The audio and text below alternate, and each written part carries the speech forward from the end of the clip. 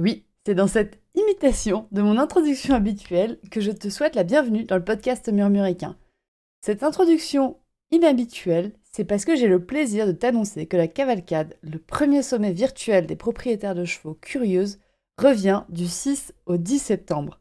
Et pour l'occasion, je te propose une série exclusive de 10 interviews inspirantes et bienveillantes. Tu vas écouter un des 10 épisodes qui te permettra de découvrir les parcours et les stratégies des intervenantes de la cavalcade pour t'aider à prendre soin de ton cheval grâce au mouvement. Ces épisodes sont totalement écoutables en dehors de la cavalcade, mais si tu as envie d'en savoir plus, le lien de la cavalcade est en description de cet épisode, ainsi que sur le site internet murmure-animal.com. Je te souhaite une très bonne écoute et à très vite.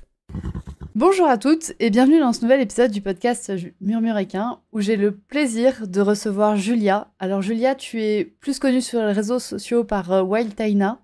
Moi je pensais d'abord que tu t'appelais Taina, d'ailleurs. Comme beaucoup. Beaucoup m'appellent Wild Tania. Ah, beaucoup t'appellent Tania, c'est pas mal. Donc merci d'avoir accepté mon invitation à cette interview. Et puis, est-ce que tu peux du coup nous présenter qui est ta jument, donc Taina, et comment elle est rentrée dans ta vie en fait? Oui, alors déjà, c'est un plaisir de faire partie de ce podcast et de la cavalcade aussi. Mais du coup, pour présenter Taina, donc Taina, c'est une trotteuse française qui a 17 ans. Ça me fait mal de dire ça.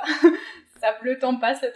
Mais du coup, elle est entrée dans ma vie quand elle avait 5 ans. Donc ça commence à faire un petit moment. Et en fait, je l'ai récupérée quand elle venait de passer quelques années avec des particuliers qui ont essayé de la réformer, mais qui n'avaient pas trop les clés, et après avoir vécu quand même les entraînements de trop. Donc globalement, pas une super bonne ambiance et pas un bon une bonne première impression avec l'humain. Parce que du coup, quand je l'ai récupérée, elle était très stressée, elle était beaucoup dans la fuite, elle avait beaucoup de comportements dans la précipitation, dans la peur, et c'est une jument qui l'est toujours, beaucoup moins aujourd'hui, mais qui était très introvertie. Du coup, c'était une grande stressée, et quand on la connaissait pas trop, on a l'impression que ça allait, mais en fait, une fois que tu t'approchais un petit peu et qu'elle s'ouvrait à toi, tu te rendais compte qu'elle refoulait beaucoup de choses, et elle prenait beaucoup sur elle, donc il y a eu un énorme travail à faire avec elle. Mais du coup, moi, à l'âge où elle est arrivée dans ma vie, du coup, j'avais 12-13 ans, je crois. Donc j'étais très très jeune et j'avais pas du tout les clés qu'il fallait pour réussir à gérer tout ça, en fait, tout simplement. Donc j'ai appris, en fait, vraiment au travers elle. C'est elle qui m'a forcée à découvrir ce qu'était l'éthologie scientifique, d'ouvrir des bouquins, de lire des recherches. C'est avec elle que j'ai pris mes premiers cours du coup de travail à pied, de travail en liberté, avec entre deux gros guillemets un éthologue. Enfin, il se disait éthologue à l'époque, mais c'était quelqu'un qui du coup nous faisait bosser en horsemanship. Et du coup, c'est vraiment ma jument de cœur en fait, parce que c'est elle qui m'a ouvert les yeux. Je pense que beaucoup de cavaliers, de gardiens, de chevaux ont vraiment ce cheval qui leur a ouvert les yeux et qui leur a fait apprendre énormément. Pour moi, c'est Taina. Voilà. Oui, puis en plus, elle est arrivée dans ta vie. Enfin, toi, t'étais jeune, elle était jeune, donc ça a dû faire un peu. Enfin, comment ça s'est passé au début? Donc, t'as été relativement encadrée. Et dans le travail, t'as quand même réussi à bien t'en sortir. Apparemment, de ce qu'on en voit maintenant, 12 ans plus tard. Oui, c'est vrai que je dis que j'avais pas de clé parce que à ce moment-là, j'étais jeune et j'avais une certaine expérience, mais du coup, j'ai vraiment tout appris avec elle. Enfin, même encore aujourd'hui, je sais que j'ai encore des choses à apprendre. Mais en fait, on a eu la chance déjà de la faire du coup évoluer et vivre dans un environnement qui est mon petit havre de paix, en fait, où le cheval de ma maman vivait déjà là-bas, et où, du coup, elle a eu accès en fait au respect de ses besoins fondamentaux pour la première fois de sa vie. Donc ça, déjà, ça a beaucoup aidé. Au niveau vraiment de l'entraînement, j'ai pas été cadrée tout de suite. Enfin, j'ai pris quelques cours de travail à pied du coup avec quelqu'un qui travaillait en horsemanship, qui m'a fait découvrir ce monde-là, et j'ai adoré. Mais globalement, ce qui nous a aidé, c'était qu'on a mis vraiment beaucoup d'amour, en fait. C'est la jument de ma famille. Moi, c'est ma jument de cœur parce que j'ai un lien particulier avec elle, mais il y a toute ma famille qui a mis la main à la pâte et qui a fait en sorte qu'elle se sente bien. En fait, ce qui nous a énormément aidé avec Taïna, c'est l'équitation d'extérieur, la nature, et du coup, la passion que toute notre famille avait pour les randonnées, parce que c'est grâce à ça et grâce au mouvement qu'on a créé en allant dehors avec elle qu'on a réussi aussi à lui faire découvrir une autre vie un peu plus sympathique avec l'humain. Du coup, c'est un mélange d'un milliard de choses. Et peut-être avec un peu plus de lenteur que ce qu'elle avait l'habitude. Oui, parce que c'est une jument du coup qui, voilà, elle a couru, on lui a appris qu'il fallait aller super vite, donc elle avait le physique pour aussi, donc pour elle, dès qu'on avait une interaction avec elle, il fallait qu'elle soit dans ce stress, dans cette vitesse. Donc oui, on lui a offert déjà une autre vie au quotidien, des soins aussi dont je pense elle n'avait jamais bénéficié, de voir l'ostéopathe, d'avoir un bon suivi de santé en général. Ce qui nous a énormément débloqué sur ce sujet-là aussi, c'est le shiatsu, parce que Taïna, du coup, comme je le disais, c'est une grande introvertie, et on a eu la chance à ce moment-là, dans notre pension, d'avoir une amie qui rentrait en formation et qui a décidé de la prendre comme étude de cas. Et du coup, on avait des séances hyper régulières, même un peu plus que ce qu'on aurait besoin à la normale, on va dire. Et du coup, en fait, elle a complètement réussi à débloquer Taïna, parce qu'elle lui a fait comprendre aussi que l'humain ça pouvait aussi être ça pouvait être des pros à qui elle s'ouvre un petit peu, qui vont lui permettre de lâcher prise, qui vont lui permettre de mieux la comprendre, et du coup moi elle me donnait des informations pour mieux gérer mes entraînements. Enfin, je sais pas si c'est très clair pour ces personnes qui connaissent pas le shiatsu, mais en fait c'est un travail énergétique qui donne beaucoup d'informations sur son corps, sur ses mémoires traumatiques potentielles, et du coup suivant là où il y avait un déséquilibre, moi derrière je réajustais en lui proposant plutôt un type de travail ou des soins adaptés. Et en fait petit à petit Taïna elle a compris qu'on était de son côté, et du coup que quand j'étais là c'était pas pour la mettre dans le stress et pour lui demander forcément quelque chose qui lui coûtait mentalement ou physiquement, mais que ça pouvait être fun et que ça pouvait être chill aussi. Avant d'être fun, ça pouvait être cool. Oui, ça pouvait être cool, et je pense que ça vous a pris aussi un peu du temps. Ah, complètement. Je pense que ça nous a pris au moins 4 ans de juste le travail de mise en confiance. Parce que ce qu'il faut comprendre aussi, c'est que Taïna, du coup, elle vivait au box H24 quand on allait la chercher. Et du coup, quand elle est arrivée dans notre pension, le pré, pour elle, c'était la liberté, et c'était enfin, je suis tranquille, plus aucun humain ne vient me chercher. Ne m'approchez plus. C'est ça. Donc, il y a eu tout ce travail aussi où en fait, j'allais la voir au pré. Et je pouvais passer 1 heure autour d'elle, je pouvais pas l'approcher. Ouais, donc t'as vraiment pris ton temps avec elle. C'était un objectif, c'était quelque chose que t'avais en tête, de dire, en fait, je vais prendre mon temps avec ma jument. Ah complètement. Nous, dans tous les cas, qu'importe l'animal, on est une famille où quand on devient gardien d'un animal, un cheval, un chien, un chat, n'importe, on le garde jusqu'à la fin de sa vie. On n'est pas du tout dans cette optique de si ça se passe mal, on le revend ou autre. Ouais, t'avais pas d'objectif sportif avec elle, en fait. Non, et d'ailleurs, le fait qu'elle ait quand même un passif un peu lourd, à l'époque, c'est quelque chose qui nous attirait, entre guillemets, parce que on a toujours voulu offrir une seconde vie aux animaux. Et du coup, c'était pas dérangeant pour nous de se dire il va y avoir du challenge, il va y avoir un travail mental, puis un travail physique. Au contraire, c'est se dire, parce que ces chevaux-là, on sait, comme tous les animaux qui ont été maltraités ou qui ont eu un passé un peu douloureux, ils méritent en fait d'avoir cette vie-là. Et moi, c'est des chevaux avec lesquels j'adore, des animaux avec lesquels j'adore travailler, parce que ils arrivent à te refaire confiance alors qu'ils ont beaucoup souffert avant. Et moi, Taïna, quand je l'ai rencontrée, vraiment, j'ai vu dans ses yeux que jusqu'à présent, elle n'avait pas été comprise par les humains. Et je me suis dit, j'ai vraiment envie de lui montrer qu'on peut faire des choses vraiment intéressantes toutes les deux, et que elle arrivera à s'ouvrir, mais pour du positif, tu vois. Du coup, comment ça se passait dans le travail avec Taïna? Donc, tu as eu ce coach qui t'a fait prendre conscience qu'il y avait d'autres choses dans l'équitation qui étaient possibles. Et à partir de là, du coup, ça s'est passé comment? Du coup, à partir du moment où j'ai appris cette autre façon de faire. J'ai beaucoup travaillé sur le terrain et j'ai expérimenté les choses vraiment avec Taïna. Et du coup, j'ai pris toujours des cours ponctuellement, mais c'était surtout elle, mon enseignante, et j'apprenais à lire du coup, ses réactions, je m'adaptais par rapport à si ça fonctionnait, si ça fonctionnait pas. Et j'essayais d'avoir un travail assez polyvalent et varié avec elle. Je faisais autant du travail à pied, du travail université, toujours de l'équitation d'extérieur parce que c'est quelque chose qui nous plaisait à toutes les deux. Et j'essayais d'avoir aussi un travail sur le plat un peu chiant. Enfin, faut le dire, c'est un peu l'équivalent d'un renfort musculaire pour nous, quoi, mais nécessaire pour que simplement elle soit bien dans son corps et qu'elle puisse être en capacité de me porter sans douleur, pour qu'on puisse continuer à s'amuser toutes les deux en extérieur, ce qui reste notre discipline de prédilection toutes les deux. Ouais, et donc tu nous as parlé tout à l'heure que tu travaillais en mort. Aujourd'hui, tu es sans mort et tu es même sans rien sur la tête. Comment ça s'est passé cette transition entre les deux?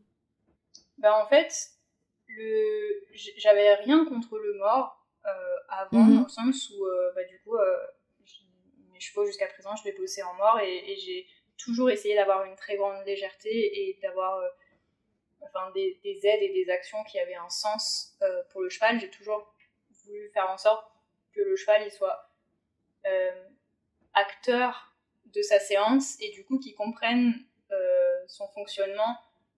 Enfin bref, tout ça pour dire que je me suis jamais servi du mort comme un outil de contrainte, en tout cas de soumission. T'avais quand même une grande maturité pour dire ça à l'époque, pour dire je vais chercher de plus en plus de légèreté avec mon cheval. Parce que je suis quelqu'un, je pense, je suis une hypersensible, je suis très empathique et même avant qu'il y ait énormément d'études scientifiques qui nous disent quels étaient les signaux d'inconfort, etc., moi je le ressentais et je le voyais en fait quand le cheval il souffrait et quand le cheval il était pas bien. Donc je voyais en fait les dégâts que pouvait avoir le mort et je le mettais, mais quand je le mettais, je faisais vraiment attention à avoir une main légère, surtout que les chevaux du coup avec lesquels j'ai volé, c'est-à-dire Nino, notre vieux qui a 35 ans maintenant, et Taïna, qui était très jeune à l'époque, ils avaient déjà connu dans leur vie d'avant l'abus en fait, avec cet outil. Voilà. Ouais. Donc moi j'étais obligée d'avoir une main extrêmement douce et d'essayer de leur faire comprendre que l'outil pouvait être intéressant dans le travail. Mais après, petit à petit, dès que j'ai pu l'enlever, je l'ai fait. Donc j'ai toujours travaillé de manière à me dire, je veux être très légère, je veux faire comprendre au cheval où on va tous les deux. Et en l'occurrence, je me concentrais sur le travail de basse école, les bases, mais des bases vraiment très solides. Et dès que c'était possible, je faisais le travail sans mort. Et ça, je pense que c'est...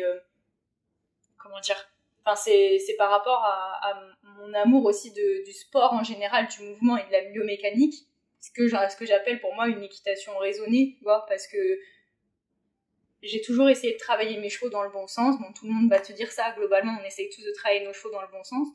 Oui, mais je trouve que c'est un peu plus jeune que moi, et la génération, je trouve, qui vient un peu après moi, vous avez ce côté, en fait, très sensible, et qui cherche tout de suite à bien faire sans avoir fait de grosses erreurs avant. Vous avez une intuition du cheval et une sensibilité qui est encore différente. Ouais, c'est pour ça, je pense que c'est vraiment... j'ai eu la chance de grandir dans un environnement qui soutenait ce genre aussi de... Oui, parce qu'il y en a de plus en plus qui arrivent. Oui, et ça change tout, hein. D'être entouré de personnes qui vont dans ton sens ou d'être entouré par des gens qui vont te dire que soumettre son cheval, c'est normal. C'est pour le coup, moi j'en ai souffert quand j'ai quitté cet havre de paix et que je suis partie en STAPS. J'ai redécouvert le monde classique et ça m'a beaucoup fait souffrir. D'accord, parce que du coup, t'es allée, à un moment donné, tu t'es quand même dit, je vais faire de ce que je fais avec Taïna, je vais en faire mon métier. Oui. Et c'est au moment là où t'es passée en STAPS, du coup? Ouais. Parce que du coup, ce que j'ai expérimenté avec Taïna, donc d'arriver assez facilement, au bout de quelques années à monter en école puis monter en cordelette, c'était incroyable pour moi, c'était un grand rêve et c'était pour moi un accomplissement de cette belle relation que j'avais, du beau travail que j'avais avec Taïna et encore plus beau puisqu'elle avait un passé compliqué. Donc, j'ai décidé d'en faire mon métier, mais en même temps je suis passée quand même par la voie d'université en fac de sport parce que je me suis dit si ça fonctionne pas, je veux quand même être dans le sport mais pas forcément dans le cheval et du coup j'ai préféré me former à l'humain et me spécialiser à côté dans le cheval que de me dire je vais que dans le cheval. Oui, et puis les études pour être moniteur sont quand même très dures émotionnellement quand on est une jeune humaine, quand on est une jeune humaine sensible qui aime les chevaux. Le monitorat est encore quelque chose qui est très très éprouvant dans la majorité des centres équestres, enfin des centres de formation. Oui, et c'est en train de changer, mais j'aurais pas été en capacité de faire au moment où j'étais prête. Enfin, je veux dire, après mon bac, j'étais pas en capacité d'aller faire le BPGEPS tel qu'il était à ce moment-là. Et du coup, quand j'ai rejoint ma fac du coup, de sport, là, ça a été très difficile.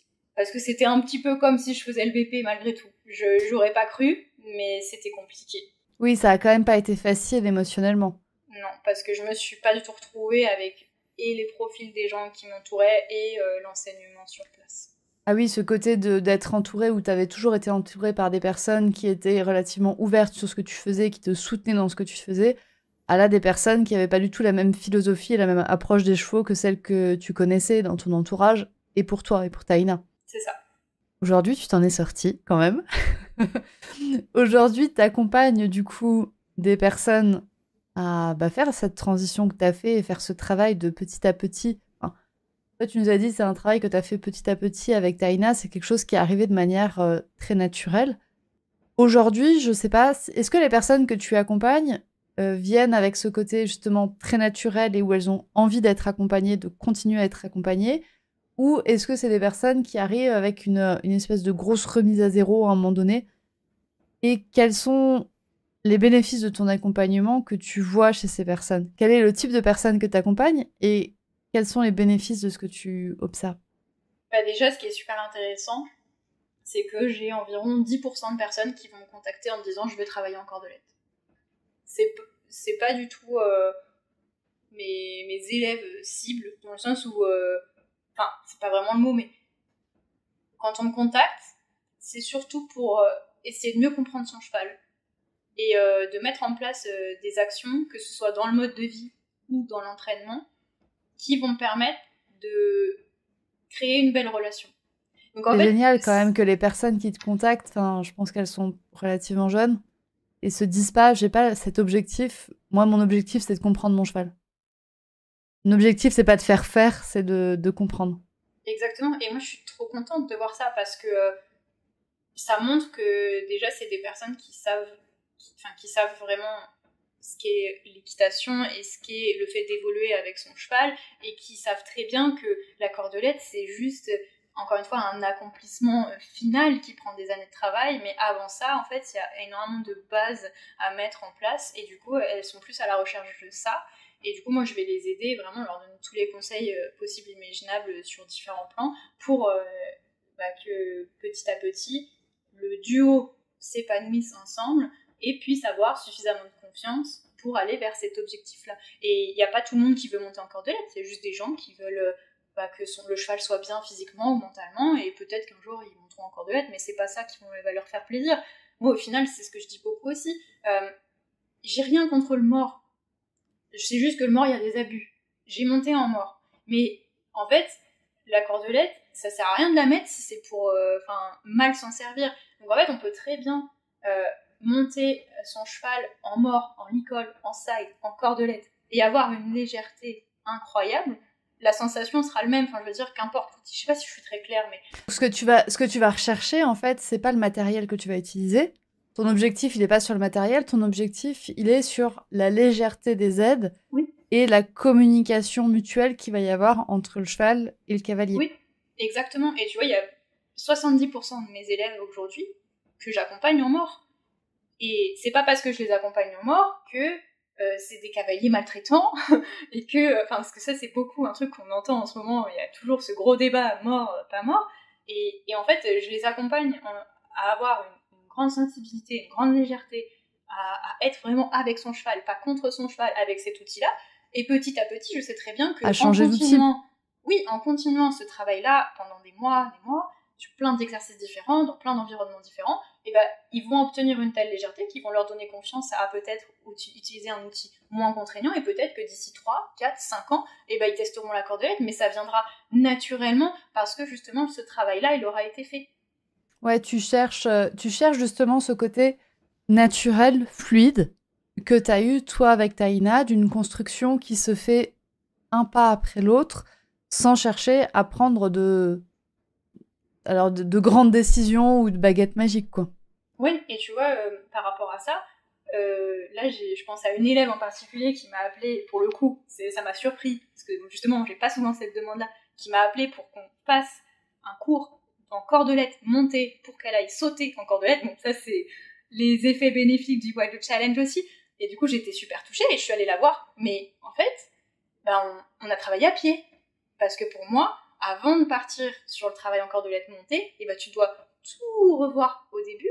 Et du coup, tu dois avoir d'abord des bases très saines et acquises fortement à pied pour ensuite les reporter montées, pour ensuite arriver un jour à ce travail incroyable en cordelette. C'est de la légèreté que tu vas chercher, c'est pas de monter en cordelette, c'est d'avoir une connexion. Une communication et une connexion avec son cheval, quoi. Oui, et vraiment qu'il y a un sens, que tout ce que tu demandes à ton cheval, c'est un sens, et lui faire comprendre l'utilité et l'intérêt de la demande. Parce que moi aussi, peut-être que je pars en hors sujet, mais j'aime pas faire évoluer un binôme et travailler un cheval qui ne prend pas plaisir à faire ce qu'il fait. Donc j'ai aussi ce grand versant-là de dire, je m'adapte au duo, et en fonction de ce que chacun est en capacité de donner, le cheval et l'humain, émotionnellement, mentalement, physiquement, on va essayer de trouver quelque chose qui convient aux deux, et du coup ça va être fun. Et peut-être que le projet initial du gardien, il aura rien à voir avec ce qu'on aura à la fin, mais le duo, il aura quand même pris du plaisir à évoluer et cheminer comme ça. À cheminer sur ce côté fluide, naturel et en écoutant les deux, quoi. Ouais. Bon, du coup, tu proposes donc tes accompagnements alors en Seine-et-Marne, il me semble. Oui. Mais aussi lors de tournées. Lors de tournées, tu vas dans toute la France, tu vas même en Suisse, il me semble. Oui, et je suis attendue en Belgique, donc peut-être que je vais élargir mes zones d'intervention. Donc, tu proposes tes accompagnements partout en France sous forme de tournée. Et tu seras du coup à la cavalcade. Donc, du 6 au 10 septembre, tu participes à la cavalcade avec justement cet objectif de recherche de fluidité et de communication entre le cheval et le cavalier. Est-ce que tu peux nous parler du coup rapidement de ton intervention et de comment tu vas explorer en fait ce thème de recherche de légèreté et de communication avec son cheval lors de la cavalcade? Eh bien, dans cette intervention, en fait, je vais donner vraiment les clés par lesquelles je suis moi-même passée, en tout cas qui ont été nécessaires pour mon évolution là-dedans. Donc, c'est vrai que je suis perçue comme la nana qui monte en cordelette dans les chemins au galop avec Taïna, donc je vais essayer de retranscrire au mieux comment j'ai pu arriver à ça. Et comme j'en ai parlé un petit peu avant, comme je travaille aussi sur le terrain, on va pouvoir mettre en avant du coup les bases nécessaires pour arriver à ce travail-là. Donc je vais parler du travail à pied, du travail monté et aussi du travail en extérieur parce que je sais que c'est assez atypique, mais la première fois que je suis montée en cordelette avec Taïna, c'était pas dans une carrière, c'était dehors. Et je suis pour le travail en extérieur parce que ça aide beaucoup le cheval et aussi le cavalier à se détendre. Du coup, je vais pouvoir parler de ce versant-là. Donc ça va être assez polyvalent parce que je suis un peu une carrière qui touche à tout. Donc il va y avoir plein de méthodes différentes. Comme je l'ai dit aussi un peu avant, moi, comme je suis une cavalière qui vient du monde classique, puis qui a pris un petit peu de bout du western, puis qui a pris un petit bout du horsemanship, qui mélange tout ça avec du travail à la cible, du clicker, du machin. Enfin, c'est assez, comment dire, histoire que tout le monde puisse y trouver une solution, quoi. Ouais, c'est ça. Histoire que tout le monde puisse trouver son chemin avec son cheval, quoi. Exactement. Donc, moi, je vais proposer ma façon de faire, ce qui a marché pour moi et pour ma jument, et dans le même esprit que ce que je propose à mes élèves, du coup, sur le terrain. Donc, c'est-à-dire que je cherche vraiment à mettre en premier le bien-être du coup du cheval et du cavalier, faire en sorte que le duo il évolue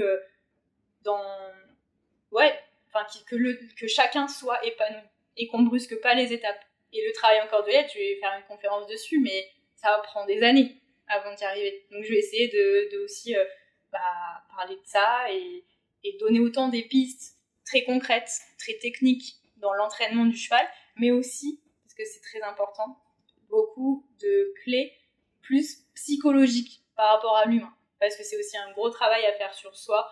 Il y a vraiment un lien fort avec cette idée de contrôle, de sécurité, de lâcher prise, du coup, à avoir.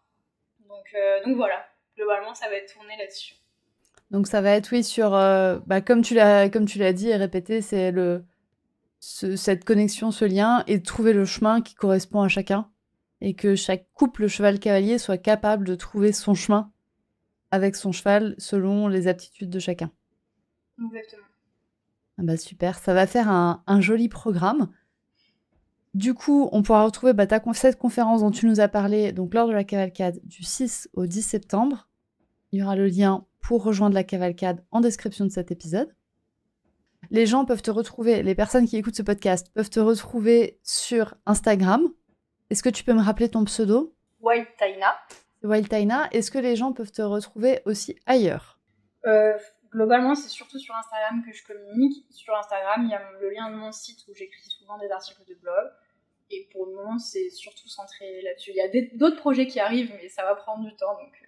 Ouais, donc dans tous les cas, il y aura la description. Il y aura le lien vers Instagram dans la description de cet épisode. Et je mettrai également ton site internet. Eh bien, écoute, j'ai très hâte de voir ce que tu nous réserves pour la suite. Encore merci pour cette interview et puis à très vite. Merci à toi. C'est la fin de cet épisode de podcast. S'il t'a plu, tu peux le partager à une personne de ton entourage qui pourrait également l'apprécier. Tu peux également venir me dire ce que tu en as pensé sur le compte Instagram murmure.animal. Je te remercie encore une fois de ton écoute et je te retrouve la semaine prochaine pour un nouvel épisode pour toujours plus de connaissances pour ton cheval et pour toi.